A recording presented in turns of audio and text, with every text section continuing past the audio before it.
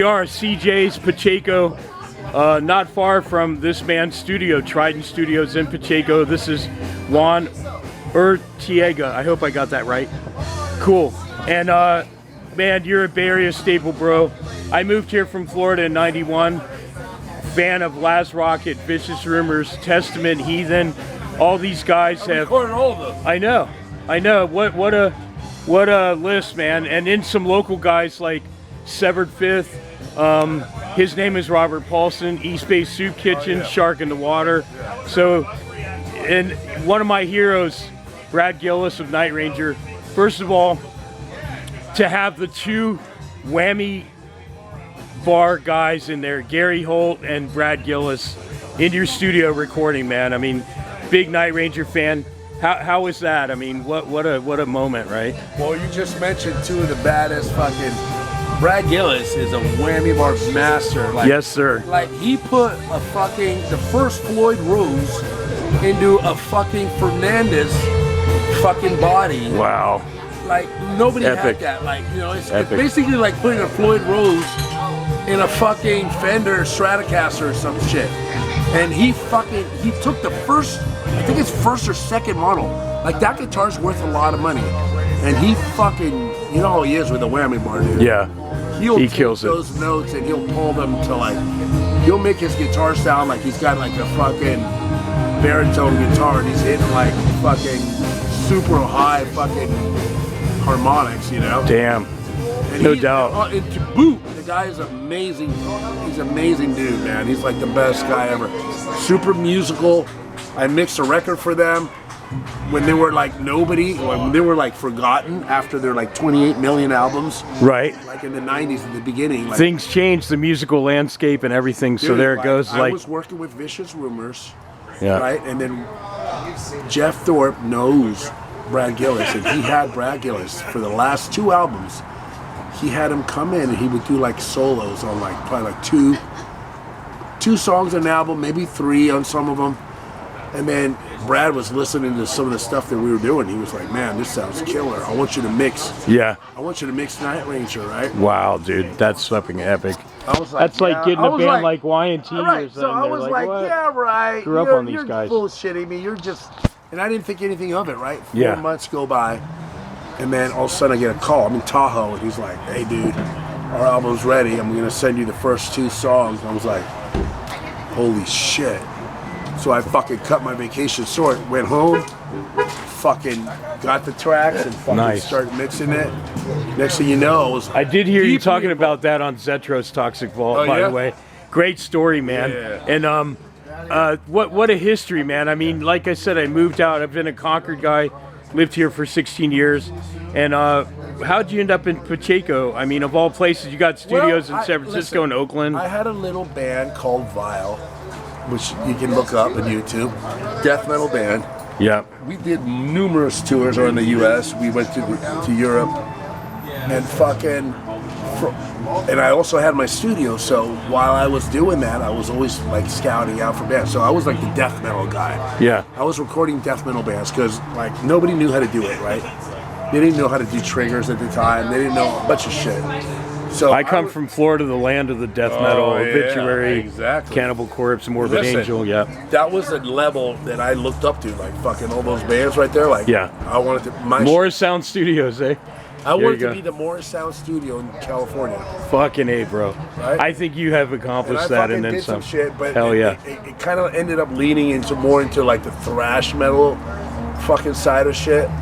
So it was like, it wasn't all death metal. Like my band was death metal, but what I had to work with here, and then I got in touch with like Heathen. Yeah, man. The list goes on and on. I did Dragon Lord. We got our boys in Last Rocket. Yeah. You know. I did the Dragon Lord CD, which led me to do Testament. Yeah. Which led me to... In case you don't know, that's Eric Peterson's other band, Dragon Lord. Yeah. So how did you... Yeah, that... Dude, just mad history, man. I want to come back to that. But how did you come together with these guys in Spitworm? They seem like very young cats. It's a little bit of funk, some rock. Spitworm was a weird little thing. So I was like just recording, right? And then I had my friend who was the singer in the band, fucking Jim Silver. I think that's that guy right there. Yep. There he is. he had a band going, and I would always go over there and hang out with them. And they had a bass player, and he just sucked. Like, they were so frustrated with him. And then one day, Jeff was playing guitar, by the way, in this band, because he was working with Jim. Jim had a company where he did like water filters. Yeah. And Jeff was working there, but then after hours, we got together and made music, right? So Jeff was like, I like jamming with Jim, but it's like the bass player's just not cutting it. And then one day, he was my roommate, so one day he goes, why don't you do it? And I go, oh, I kind of like the music. He's all, dude, you can totally do it. There's the man right there. Come on up and say hi, brother. So I went back and I fucking learned all the songs and I fucking joined the band.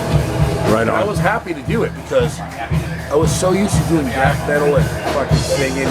Like, yeah. So this was like an alternate like reality for me. Like, because I also like bands like Pink Floyd. I was gonna ask you a question. I like death metal, the brutallest shit ever. Yeah. Like Deeds of Flesh, fucking Malevolent Creation, fucking. But I also like Pink Floyd. Outside of metal, what would surprise people on what you listen to besides the Pink Floyd? I like Jack fucking White. I like a lot of weird shit. Right on. But me too. But I can relate. But I always love the extreme. Yeah. But rock and roll is what really got me there. I was always a metalhead. I like Wasp. Oh, right on. Motley Crue. I fucking love Black Sabbath. I like Ozzy. All metal, power metal, thrash metal, once I got hooked on metal. it, I just started hunting for the heaviest shit ever. Yeah. And it just got progressive. It was like an addiction. Like you start with weed and then you go to cocaine, and next thing you know, you're smoking rock. Oh right? shit. So the metal, me, I get rock, it, man. Yeah. So me, it was like starting with like Black Sabbath, and then ending up with Morbid Angel or Deicide. I love your passion, bro. I'm a funk guy, so I'm like I love funk, and then I'm extreme metal, so I'm into it all too. I can appreciate your passion for music. Seriously, I want to get into our fallen brothers, man. Went to the memorial at Vinny's for Chris Anderson at 40 Grit. Oh, that was. What do you remember about that Metal Blade release? Don't right? even make me fucking cry. 40 Grit, man. Chris Anderson, rest in peace. You want to talk brother. about Juan's history? Yeah. Let me tell you something. I started recording demos for fucking them and Skin Lab, and then they got signed to fucking Metal Blade. That was amazing. And then I went and I pitched it. I went. They were managed by Debbie Abona. You know Debbie? I remember Debbie. Yeah. Fucking staple. In case you don't know out there, she was a manager for freaking everybody, man. Fucking Violence. Testament. Yeah. Everybody. Yeah. Right? So, she was like the Barry of metal mom to everybody. Yeah. So I went to her because she was managing, and I go, listen, I've been working with these guys for 3 years. Yeah. And I was like, I think you should let me do the album. And she's like, why should I let you do the album? I'm like, A, I know the band really well. I've done really good work with them. Yeah. And you know what she did? She fucking, they had like a budget for Metal Blade, and she like matched it. Oh, wow. Yeah. So they got like 10, 50 grand. She matched it. Wow. So all of a sudden we had 30 grand. That's amazing. 40 Grit's a band from Concord area. Chris Anderson, rest in peace, brother. Deepest. We miss you, brother. Best friends. Yeah. You could ever imagine, dude. He's done so much for me, and I've done so much for him. And me and him have had like the time of our lives together, dude. Yeah, bro. I miss that guy. Like I miss my fucking. Here, let's bring up another fallen soldier in the metal world. Heathen, Laz Rocket. We're talking about John Torres. Oh, any good stories about John Torres, man? Oh yeah, I remember doing that first Heathen record that I did. He was like. Was Lee in the band at the time? Yeah. Lee, okay. Yeah, and he actually Lee wrote, Atlas. He played bass on it. He wasn't the best bass player guy, but man, his enthusiasm and his songwriting. Because some of the songs that he fucking wrote. Yeah. We're fucking dope. Yeah, John Torres. Look, his work in Laz Rocket as well. Aaron Jellums went from. Wait, John Torres was in Laz Rocket? For a hot minute, yeah, and then he. I didn't even know that. Okay.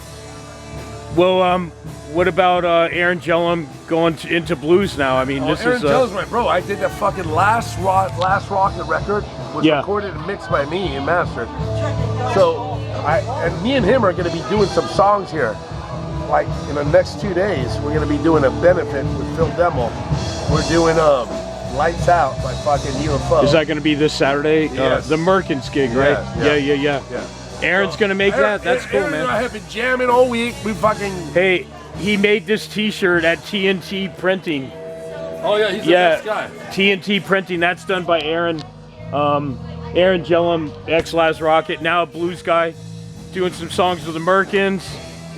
Man, dude, your history's vast, bro. From playing in Vile, now you're doing Spitworm. Everybody on Entertainment Getaway TV will see a couple songs from Spitworm I'm doing tonight. Spitworm, and I just mixed a new fucking Jeff Tate record, Operation Mindcrime 3. It's coming out. No way. Yes. I'm the biggest old school Queensryche fan. To me, their greatest album was Rage for Order. I know everybody says The Warning, the EP, but Rage for Order is like a masterpiece. No, The Warning man. was like opener. Yeah. The Rage and then fucking Empire. Oh my god. Wow, Anyway, you really, dude, really Jeff sweet talking to you, Jeff bro. Tate in the I gotta studio. get ready to go in there because I'm gonna do a song with these Thank guys. you for your time, Juan. We're gonna get that on film. See you, brother. Thank you.